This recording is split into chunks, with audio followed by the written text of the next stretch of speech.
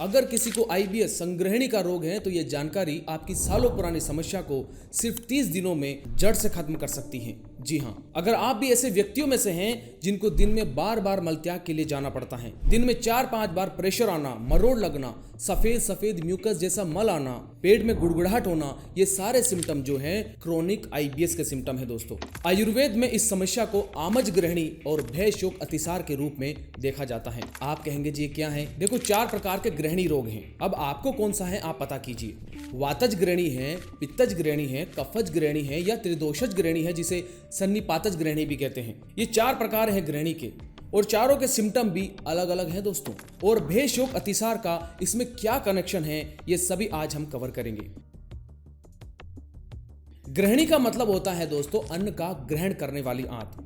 यहाँ छोटी आंत की बात की जा रही है। अन्न का ग्रहण करना, उसका पाचन करना, भोजन का जो सार भाग है वो शरीर को देना और मल को अलग करके आगे भेजना या आगे सरकाना बड़ी आंत में, ये ग्रहणी का काम है, छोटी आंत का काम है। अब आप ये समझे कि जब तक हम ग्रहणी के उन बताए गए सिम्टम्स को, लक्षणों को नहीं समझेंगे, चिकित्सा करना हमारी बेकार है, क्योंकि बीमारी पकड़ में नहीं आएगी। इसलिए सिम्टम को जानना जरूरी है ताकि हमें ये एग्जैक्ट पता चल सके कि आपको किस टाइप की ग्रहणी समस्या है, उसके बाद ही हम उपचार को चुनेंगे। तो वातज ग्रहणी जिनको भी है तो आचार्य कह रहे हैं ऐसे व्यक्तियों को बार बार मलत्याग की समस्या रहती है। कभी मल पतला आता है तो कभी सूखा, तो कभी जाग के साथ, और कई बार अधपचा भोजन भी बाहर निकलता है।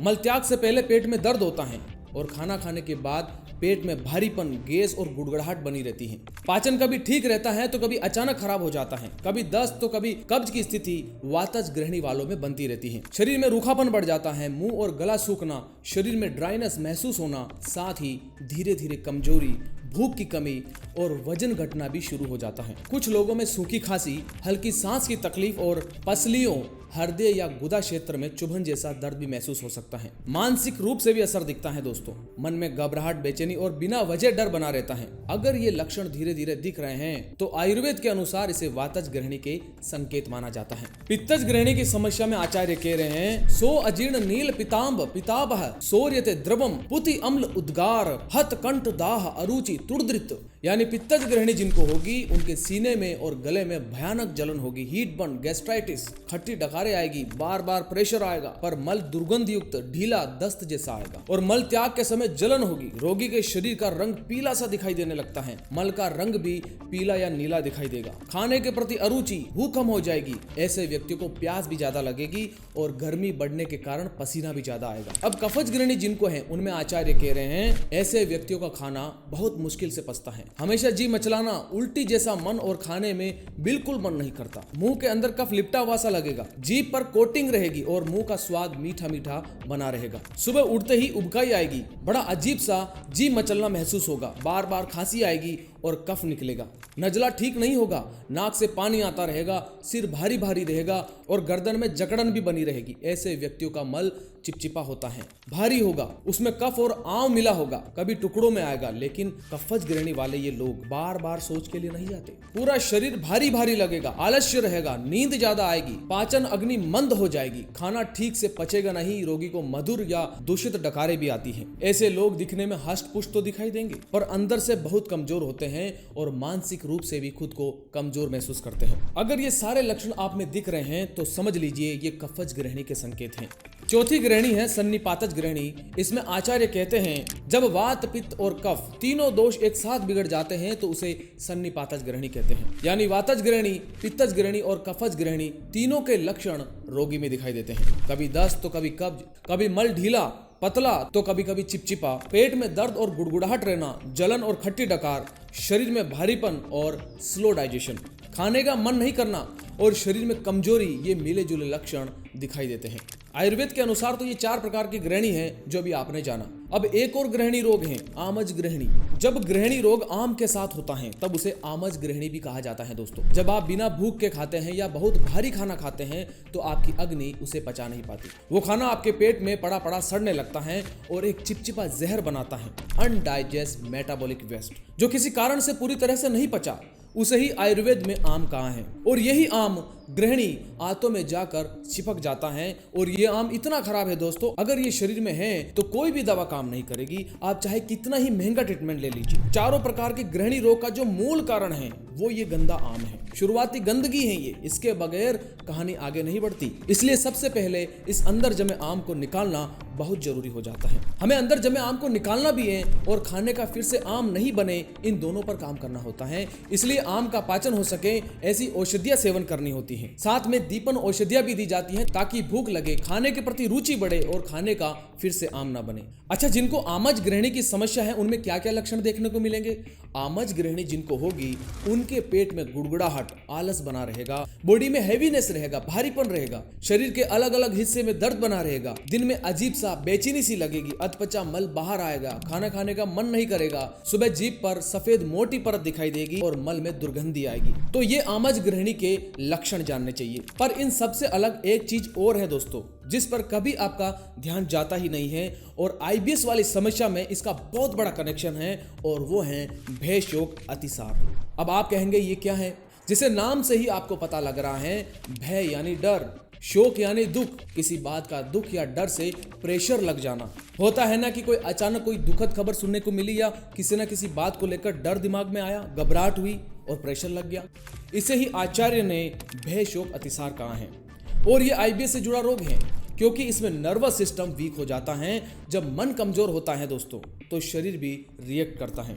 योग रत्नाकर अतिसार चिकित्सा अध्याय में आचार्य ने इसके बारे में अच्छे से बताया है। आचार्य ने इसे ठीक करने के लिए वातहर चिकित्सा बताई है और साथ में हर्ष आश्वासन क्रिया बताई है। हर्ष यानी मन को खुश रखना और आश्वासन यानी खुद को हिम्मत देना कि वो ठीक हो जाएगा। ये सब आपस में जुड़े हुए हैं। किसी को आमज गृहिणी के लक्षण के साथ साथ भय, शोक, अतिसार के लक्षण मिलेंगे तो किन्हीं को वातज, पित्तज, कफज तीनों गृहिणी के लक्षण साथ में मिलेंगे। तो हमारा तो पहला काम यही होना चाहिए कि मुझको कौन सी गृहिणी के लक्षण मिल रहे हैं। उपचार तो सेकेंडरी है। एक बार फिर बताए लक्षणों को इस चार्ट में देखिए और चाहे तो इसका स्क्रीनशॉट लें या इसे डिस्क्रिप्शन से डाउनलोड करें। जो जो लक्षण मिल रहे हैं उन पर टिक करें और पता करें कि किस गृहिणी के लक्षण आप में ज्यादा मिल रहे हैं। उसके बाद ही हम एग्जैक्ट ट्रीटमेंट अपनाएंगे, वो अभी मैं आपको बताऊंगा। अच्छा, आगे बढ़ने से पहले एक बात और मैं आपकी क्लियर कर देता हूं कि आपने गृहिणी वर्ड तो सुना है, एक वर्ड और सुना होगा संगृहिणी। इन दोनों में क्या डिफरेंस है? गृहिणी यानी ग्रहण करने वाली, टू होल्ड। हमारी आंत खाने को रोक कर पचाती है दोस्तों। जब ये रोकने की शक्ति खत्म हो जाए तो वो गृहिणी रोग है और इसकी शुरुआत जो है पाचन के बिगड़ने से होती है, खासकर तब जब आपको अतिसार यानी दस्त हुआ हो। तो पता कीजिए, क्या आपको गृहिणी रोग से पहले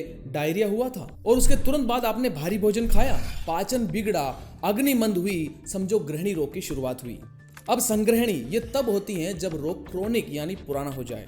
इसमें वो जो आंतों की ग्रिपिंग है, जो खाने को होल्ड करती हैं, वो इतनी लूज हो जाती हैं कि वो खाने को कलेक्ट करके बार बार निकालने लगती हैं, जिसके कारण बार बार प्रेशर बनता है। अब दोनों में मल का स्वरूप भी अलग अलग है दोस्तों। जहां गृहिणी रोग में मल कभी पतला दस्त जैसा, कभी भारी सॉलिड फॉर्म में आता है, वही संग्रहणी में मल हमेशा आम के साथ म्यूकस जैसा, झाग वाला और बहुत ज्यादा आवाज के साथ, गुड़गुड़ाहट के साथ आता है। गृहिणी में जहां खाना खाने के तुरंत बाद या कुछ घंटे बाद मलत्याग के लिए जाना पड़ सकता है, वही संग्रहणी में अक्सर दिन में बार बार जाना पड़ सकता है, 4 से 10 बार भी जाना पड़ सकता है, लेकिन रात को दस्त नहीं लगते। जहां गृहिणी रोग मुख्य रूप से गलत खानपान से होता है, तो वही संग्रहणी में भय और शोक का बहुत बड़ा हाथ होता है दोस्तों। आप दिए गए चार्ट में गृहिणी और संग्रहणी दोनों में अंतर देख सकते हैं और आप पता कर सकते हैं कि आपको कौन सी समस्या है और किस लेवल पर है। अब यहाँ तक आते आते आपको एक बात क्लियर हो जानी चाहिए कि चाहे वातज गृहिणी हो, पित्तज गृहिणी हो या फिर भयंकर संग्रहणी,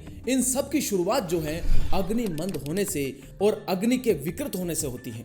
गृहिणी रोग का सबसे बड़ा मूल कारण ही मंदाग्नि है, स्लो डाइजेशन है। आयुर्वेद में एक श्लोक है, अग्नि सदादते नास्ति गृहिणी, यानी बिना अग्नि के बिगड़े गृहिणी रोग नहीं होता। सबसे पहले क्या होता है? सबसे पहले आपकी अग्नि कमजोर पड़ती है, जिसको हम मंदाग्नि कहते हैं। अब क्या होगा? अग्नि मंद होते ही खाना ठीक से नहीं पचेगा, वही खाना सड़ेगा, फर्मेंट होगा। अब इसी सड़े हुए खाने को शरीर बाहर निकालने की कोशिश करेगा और तब होता है अतिसार यानी लूज मोशन, जिसको हम दस्त कहते हैं। इसलिए आचार्य ने कहा है, अतिसार निवृतो अपि मंद अग्नेर अहित आशनः भूयः संदूषितो वहनिः गृहिणी मारुत आयते। इसका मतलब है कि अतिसार यानी दस्त ठीक हो जाने के बाद भी अगर आपकी अग्नि कमजोर ही रहती है या अतिसार ठीक नहीं भी हुआ हो, तो वही आगे चलकर गृहिणी बना देता है। इसलिए इस बात का विशेष ध्यान रखना चाहिए कि जब भी दस्त हो उसके बाद भारी खाना, बाहर का खाना, शादी पार्टी, ज़्यादा तेल मसालों का भोजन बिल्कुल नहीं करना है। और एक सबसे ज़रूरी बात, अगर दस्त हो जाए तो इस समय अगर आपने अपनी अग्नि को ठीक कर लिया तो कहानी यही खत्म हो जाती है दोस्तों, समस्या आगे बढ़ेगी नहीं। लेकिन अगर आपने ध्यान नहीं दिया, गलत खाना खाते रहे, अतिसार को हल्के में ले लिया कि ये तो ठीक हो जाएगा, पर यही से जो है समस्या फिर बढ़नी शुरू हो जाती है। यहाँ पर आचार्य कह रहे हैं शरीर आपको कुछ संकेत देता है, यानी गृहिणी रोग होने से पहले ये संकेत बॉडी हमको देती है। क्या संकेत देती है? आचार्य कहते हैं पूर्व रूपम तु तस्य इदम तृष्णा आलस्यम बलक्षः विदाहो अनस्य पाकश्चिरात कायस्य गौरवम। क्या कह रहे हैं आचार्य? गृहिणी रोग होने से पहले बहुत ज्यादा प्यास लगेगी, खाना खाने पर एसिड बनना, खाना खाने के 1 घंटे बाद जलन सी लगती है, भूख नहीं लगती, खाना पचता नहीं या देरी से पचता है, भारीपन रहता है, आलस बना रहता है, काम करने में रुचि नहीं होती, बलहीन मालूम पड़ना, ऐसा लगेगा जैसे शरीर में ताकत ही नहीं है। ध्यान रहे दोस्तों, ये सब गृहिणी के लक्षण नहीं हैं, लेकिन गृहिणी आने के पहले के लक्षण हैं, ऐसा आचार्य ने बताया है। इन सभी लक्षणों को हल्के में ले लिया तो क्या होगा? अग्नि खराब होती जाएगी और वही अतिसार धीरे धीरे बदल जाएगा गृहिणी रोग में। मंदाग्नि से हुआ अतिसार, अतिसार के बाद अग्नि बिगड़ी और उसके बाद हुआ गृहिणी रोग। लेकिन आईबीएस वाले रोगी में मंदाग्नि तो है ही, साथ में उसको डर और शोक भी है, जिसे मॉडर्न साइंस आईबीएस कहती है। हमारे ग्रंथों में इसे भयशोक अतिसार और गृहिणी रोग कहा गया है। जब हमारी पाचन अग्नि खाने को सही से नहीं पचा पाती तो खाना आंतों में सड़ने लगता है और आम म्यूकस टॉक्सिन बनाता है। यही आम गृहिणी की जड़ है दोस्तों, इस बात को आप खूब समझ लें। जब तक आप आम का पाचन नहीं करेंगे और अग्नि को नहीं जगाएंगे तब तक गृहिणी ठीक नहीं हो सकती। तो हमें क्या करना है? जिस कारण से ये व्याधि उत्पन्न हुई है उस कारण को दूर करना सबसे जरूरी है। अग्नि मंद होने और अग्नि विकृत के पीछे क्या कारण है उसको दूर करना जरूरी है। क्यों होती है अग्नि मंद और क्यों पेट की अग्नि विकृत होती है? पहले समझे अग्नि मंद क्या है। इसका मतलब है आपकी पाचन शक्ति सुस्त हो गई है। आप जो खा रहे हैं वो पच नहीं रहा, बल्कि अंदर ही अंदर इनडाइजेशन की स्थिति में जा रहा है। ये आग धीमी पड़ चुकी है। अग्नि मंद होने का पता आप ऐसे भी लगा सकते हैं, अगर सवेरे उठने के 2 घंटे के भीतर आपको भूख नहीं लग रही है तो आपकी अग्नि मंद है, और सवेरे खाने के 4-5 घंटे बाद भी भूख न लगे तो ये समझ लेना चाहिए कि पेट की अग्नि जो है वो मंद हो गई है, ठप हो गई है। तो हमें अग्नि को फिर से जागृत करने वाले उपाय करने चाहिए, वो अभी मैं आपको बताऊंगा। ये तो हुई मंदाग्नि। अब अग्नि मंद होने के पीछे जो सबसे बड़ा कारण है दोस्तों वो है अति अम्बुपान, यानी बिना प्यास के नियम समझकर दिन भर ढेर सारा पानी लोग आज पी रहे हैं। ये पानी आपकी पेट की उस आग को बुझा देता है जो खाने को पचाने के लिए जरूरी है। कैसे समझाए लोगों को कि अधिक पानी न पिए, जितनी प्यास लगे उतना ही पानी पीजिए, इसी में आपकी भलाई है। अपनी अग्नि को मंद होने से बचाइए।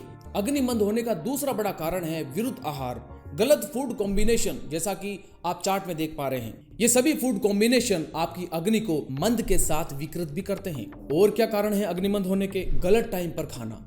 जब भूख लग रही है तब खाना नहीं खा रहे हैं या देर रात तक खाना खा रहे हैं। ज्यादा तला भुना, बाहर का खाना, फास्ट फूड, बेकरी आइटम्स और बार बार खाने की आदत ये पेट की अग्नि की बैंड बजा देते हैं। भूख भी लग रही है और प्यास भी लग रही है, और ऐसी स्थिति में खाना खा लेना भी अग्नि को मंद करता है दोस्तों। जब ऐसा हो तो पानी पहले पिए, 30-40 मिनट बाद खाना खाएं। भूख नहीं है फिर भी खा रहे हैं ये सोचकर कि शरीर कमजोर हो जाएगा तो इससे भी अग्नि बिगड़ जाती है। ज्यादा स्ट्रेस लेने से भी अग्नि मंद हो जाती है दोस्तों। अगर आपको फ्रेश होना है और आप मलमूत्र के वेग को रोक रहे हैं तो ये भी आपकी अग्नि को मंद करता है। इसलिए जब भी टॉयलेट लगे तुरंत जाओ। समय पर नहीं जाओगे तो उसी मल का फिर से पाचन शुरू हो जाता है। इसलिए ध्यान रखें, मलमूत्र के वेगों को कभी नहीं रोके। इसके अलावा आप कोई भी फिजिकल एक्टिविटी नहीं कर रहे तो भी अग्नि मंद हो जाती है। इसलिए अगर मंदाग्नि को ठीक नहीं किया तो वही आगे चलकर विकृत अग्नि बनती है, यानी पूरा डाइजेस्टिव सिस्टम ही अनस्टेबल हो जाता है। कभी कब्ज रहेगी तो कभी दस्त, कभी भूख लगेगी, कभी बिल्कुल नहीं, पूरा सिस्टम अनस्टेबल, और आप सोचते ही रह जाते हैं मेरे साथ ये क्या हो रहा है। जब आप अग्नि को बार बार बिगाड़ते रहते हैं तो वो सिर्फ धीमी नहीं रहती दोस्तों, पूरी तरह गड़बड़ा जाती है। इसलिए सबसे पहले अग्नि मंद होने के इन कारणों को दूर कीजिए। अब सवाल है आपकी अग्नि कैसी है, इसकी जांच कैसे करें? क्या आपकी अग्नि मंद है, मतलब खाना देर से पचता है, भारीपन रहता है? आपकी अग्नि तीक्ष्ण अग्नि है, यानी बहुत जल्दी खाने को पचा देती है? या विषमा अग्नि है, कभी पचेगा तो कभी नहीं? विकृता अग्नि है, खाना सही से पचता ही नहीं है? या फिर आप पहले से ही अजीर्ण इनडाइजेशन की स्थिति में हैं, इसके लिए ये चार्ट देखिए। आप इसे डिस्क्रिप्शन से भी डाउनलोड कर सकते हैं। जो जो लक्षण आप में मैच करते हैं उन्हें टिक करें और खुद पता लगाइए अभी आपकी असली स्थिति क्या है। दोस्तों, दुर्भाग्य से एलोपैथी में गृहिणी रोगों का, IBS का कोई परमानेंट इलाज नहीं है। आप में से जो भी भाई बंधु इस समस्या से जूझ रहे हैं, कभी ना कभी एलोपैथी ट्रीटमेंट जरूर लिया होगा, पर दवा लेने तक ही आराम रहता है। जैसे ही दवा बंद, समस्या फिर से चालू। देखिए, आपको मैं एक बात क्लियर कर देता हूं कि एलोपैथी सिम्टम्स पर वर्क करती है, वो कभी रूट कॉज पर काम नहीं करती। मैं एलोपैथी का विरोध नहीं कर रहा हूं। एलोपैथी जो है इमरजेंसी के लिए और मैनेजमेंट के लिए बहुत अच्छा है। जहां तुरंत रिलीफ चाहिए होता है वहां अच्छा है, पर IBS जैसे रोगों में जब तक जड़ पर काम नहीं होगा तो ये लक्षण जो है लौट लौट कर आते रहेंगे और आप कभी ठीक नहीं हो पाएंगे। इसलिए हमें सिम्टम जानकर सिम्टम का इलाज नहीं करना है दोस्तों, ये हमारा उद्देश्य नहीं है। हमारा उद्देश्य है आपकी अग्नि ठीक करना, आपके पेट में जमा आम का पाचन करना और आपकी अग्नि दीपन करना, आंतों की पकड़ को मजबूत करना और साथ साथ मन की चिकित्सा करना। इस पर हमें काम करना है। सबसे पहले आम का पाचन इसलिए जरूरी है क्योंकि दोस्तों, ये जो आम है ये आंतों में गोंद की तरह चिपक जाता है और जब तक ये पुराना सड़ा हुआ आम टॉक्सिन आंतों में जमा रहेगा, दुनिया की कोई ताकत, कोई भी टॉनिक आपकी अग्नि को नहीं जगा सकता, क्योंकि ये आम माइक्रो चैनल्स को बंद कर देता है। ऐसी स्थिति में आप कितना ही अच्छा क्यों ना खा लें, जब चैनल्स ही बंद हैं तो शरीर न्यूट्रिशन, पोषक तत्वों को कैसे अंदर लेगा। अब यहाँ पर दो स्थितियां हैं, एक तो पुराना आम आंतों में चिपका पड़ा है और दूसरा रोज खाने का आम बन रहा है। तो चिकित्सा का पहला नियम यह है कि नया आम जो बन रहा है पहले हम उसे रोकें। हल्का भोजन देकर और कुछ औषधियां खाकर हम आम बनने की प्रक्रिया को जल्दी ही रोक सकते हैं। IBS में आपको विशेष इस बात का ध्यान रखना है दोस्तों कि चिपचिपे भोजन जैसे मैदा या ऑयली फूड, इनसे आपको बचना है।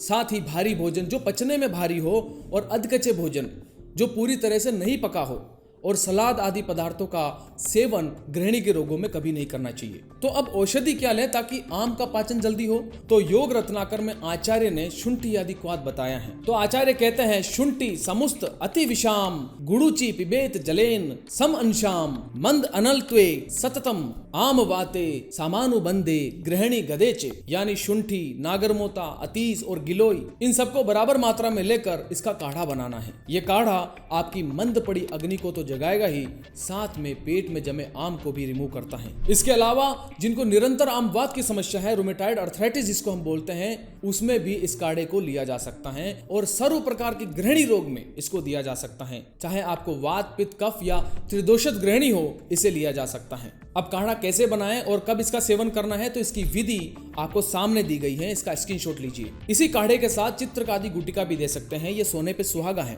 क्यों?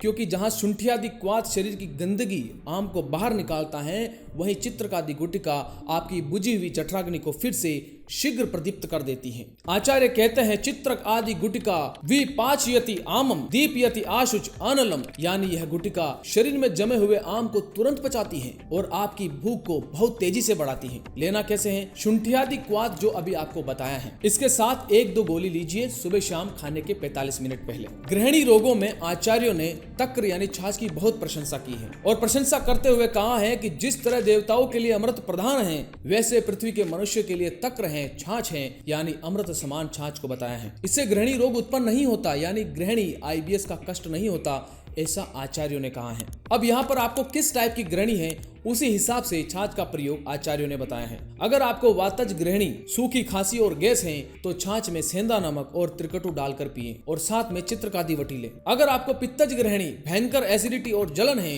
तो सादी छाछ भूलकर भी न पिए। छाछ में हमेशा गुड़ और सौंठ मिलाकर पिए। थोड़ा सा गुड़ और 2-3 चुटकी सौंठ मिला लें और साथ में तालिसादी चूर्ण लें। 1/4 चम्मच तालिसादी चूर्ण छाछ के साथ लेना है और चित्रकादि वटी 2 गोली लेनी है जिनको पित्तज गृहिणी है। और अगर कफज गृहिणी, नजला, भारीपन है, तो छाछ में 1/4 चम्मच हरड़ हरित की मिलाकर लें या फंकी मारकर ऊपर से छाछ पी लें। आमज गृहिणी वाले छाछ में त्रिकटु और सेंधा नमक डालकर लेवे। त्रिकटु ना हो तो सौंठ और काली मिर्च भी डालकर ले सकते हैं। भुना जीरा भी डाल सकते हैं। छाछ के साथ एक प्रयोग और है जो सभी तरह की गृहिणी में लेना है।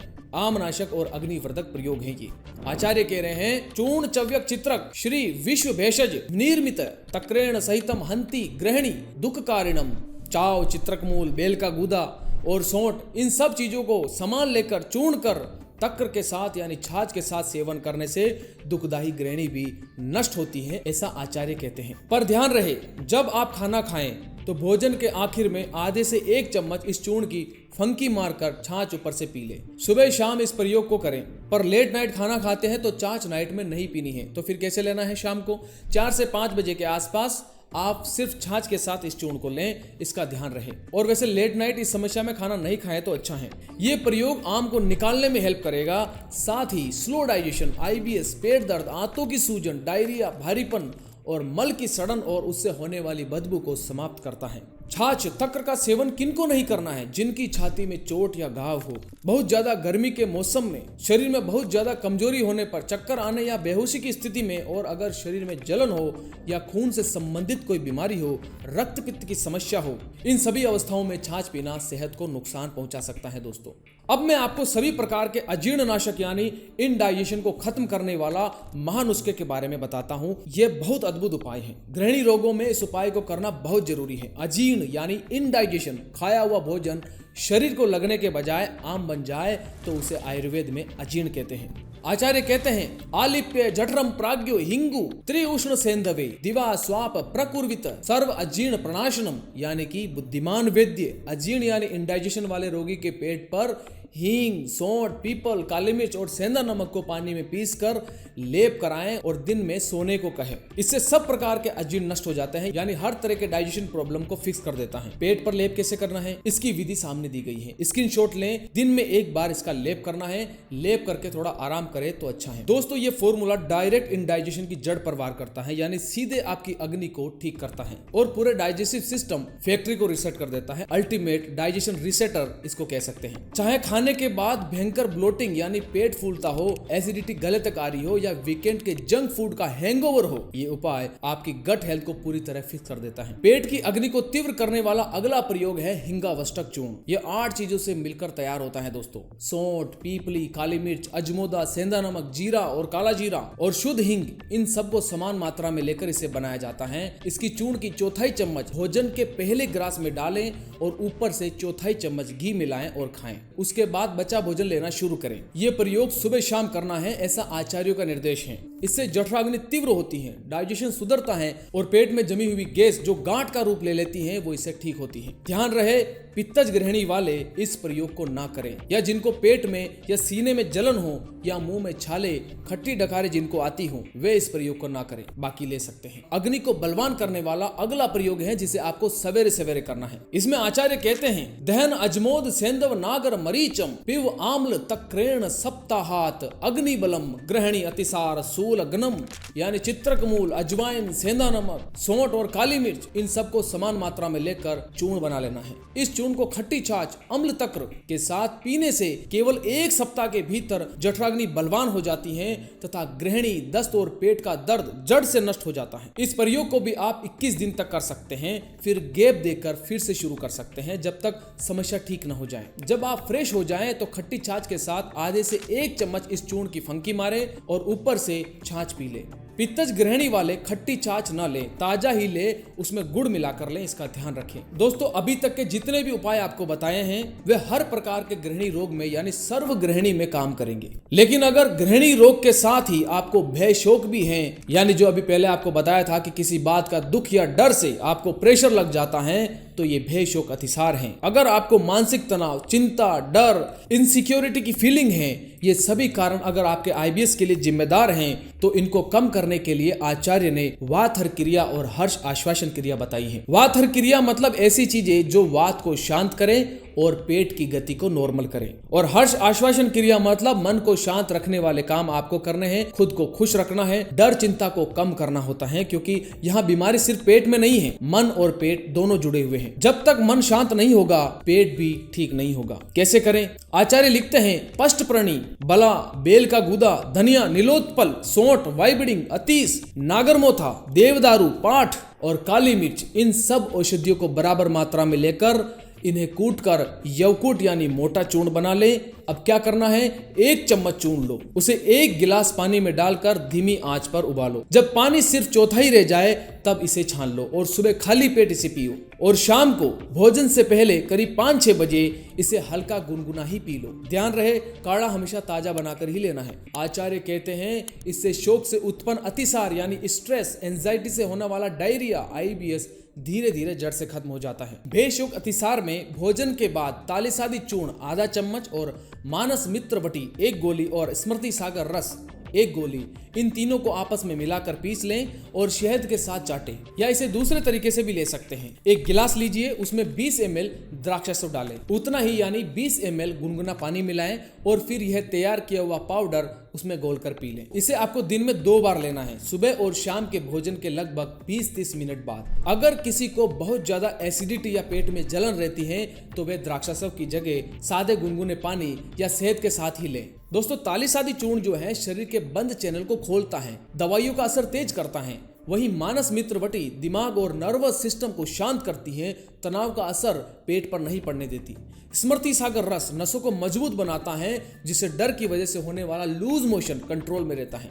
तीनों मिलकर दिमाग, नर्व और पेट तीनों को साथ में ठीक करते हैं। साथ में सुबह सुबह प्राणायाम, ध्यान, मेडिटेशन आपको करना है। रिलैक्सिंग म्यूजिक आपको सुनना है। अगर मन शांत होगा दोस्तों, स्थिर होगा, तो बीमारी भी कम होगी। अब मैं आपको हर प्रकार की गृहिणी के अलग अलग स्पेसिफिक उपाय बताने जा रहा हूं। तो जिनको भी बताए पित्तज गृहिणी के लक्षण मिल रहे हैं, यानी जिनको स्पेसिफिक पित्तज गृहिणी है, उनके लिए रसांजन आदि चूर्ण बताया है। आचार्य लिखते हैं रसोत, अतीस, कुटज की छाल, इंद्रजो, सोंठ और धाय के फूल, इन 6 चीजों को बराबर मात्रा में लेकर कूट पीस लें और एक बारीक चूर्ण बना लें। कैसे लेना है? इस चूर्ण को लेने के 2 तरीके आचार्य ने बताए हैं। पहला तरीका, इसमें आप आधे से 1 चम्मच चूर्ण लें, चूर्ण में 1-2 चम्मच शहद मिलाएं और उसे सीधे 1 गिलास चावल के पानी में घोलकर शरबत की तरह पी लें। दूसरा तरीका, इसमें आधे से 1 चम्मच चूर्ण लें, थोड़ा सा शहद मिलाएं और उसे चाट लें और ऊपर से आपको चावल का धोवन पीना है। चावल का धोवन कैसे बनाएं, इसकी विधि स्क्रीन पर दी गई है, आप इसका स्क्रीनशॉट लीजिए। इस प्रयोग को दिन में 2 बार लेना है जिनको पित्तज गृहिणी है, सुबह खाली पेट और शाम को 4-5 बजे के आसपास, जब दोपहर का खाना पच चुका हो। और लेने के बाद 1 घंटे तक कुछ नहीं लेना है। इस प्रयोग से जिनको भयंकर जलन बनी रहती है, गले और छाती में दस्त आते हैं, या पाइल्स की समस्या है, या पाइल्स की समस्या में जो जलन होती है, खून आता है लेटरिन के रास्ते से, बार बार दस्त लग रहे हैं, पेट में मरोड़ है, हाथों में सूजन है, घाव है, उसको ये रसांजन आदि चूर्ण ठीक करता है। दोस्तों, अद्भुत बात यह है कि आचार्यों ने गृहिणी रोगों का उपचार चूर्ण के रूप में ही बताया है। पित्तज गृहिणी के लिए दूसरा प्रयोग नोट करें। आप ऐसा करें, कच्चे बेल लेकर के आ जाइए। बेल फल जिसको हम कहते हैं, कच्चा लाना है, उनका गुदा निकाल लें और उनको सुखा लें और पाउडर कर ले। जितना पाउडर है उतना ही सोंठ का चूर्ण लें और उतना ही गुड़ लेवे, यानी तीनों की मात्रा बराबर रखें। इन तीनों को अच्छे से मिला लें, एक जान कर लें। इसकी आधी से 1 चम्मच खाने के आखिर में छाछ में मिलाकर लेवे। आचार्य लिखते हैं इसके सेवन से अत्यंत बड़ा हुआ पित्तज गृहिणी नष्ट होता है। अब आगे बढ़ते हैं दोस्तों कफज गृहिणी की ओर। अगर चार्ट में बताए कफज गृहिणी के लक्षण मिल रहे हैं तो आचार्य लिखते हैं शटी व्योश अभ्यम क्षारो ग्रंथिकम बीजपूरकम लवण अम्ल अंबुना पेयम श्लेष्म के गृहिणी गदे, यानी कचूर, सोंठ, पीपली, हरड़, सज्जिकार, जवाखार, पीपरामूल, इन 7 चीजों को समान मात्रा में लेकर चूर्ण तैयार करें। अब इस चूर्ण का आधे से 1 चम्मच लीजिए और बिजोरा नींबू, ये कुछ इस प्रकार का आता है दोस्तों, इसका रस निकालें 1 चम्मच। 1 गिलास लें, उसमें 1 चम्मच बिजोरा नींबू का रस मिलाएं और आधे से 1 चम्मच बनाया हुआ चूर्ण मिलाएं। आधा गिलास हल्का गुनगुना पानी मिलाएं और 2-3 चुटकी सेंधा नमक मिलाना है। मिक्स करके इसे सुबह खाली पेट ही पीना है और दिन में 1 ही बार पीना है। पीने के बाद 1 घंटे तक कुछ ना लें। बिजोरा नींबू का रस बार बार नहीं निकालना चाहते तो आप एक चौड़े बर्तन में 7 चीजों का चूर्ण डालें। अब इसमें बिजोरा नींबू का रस डालना है। इतना रस डालें कि सारा चूर्ण अच्छी तरह भीग जाए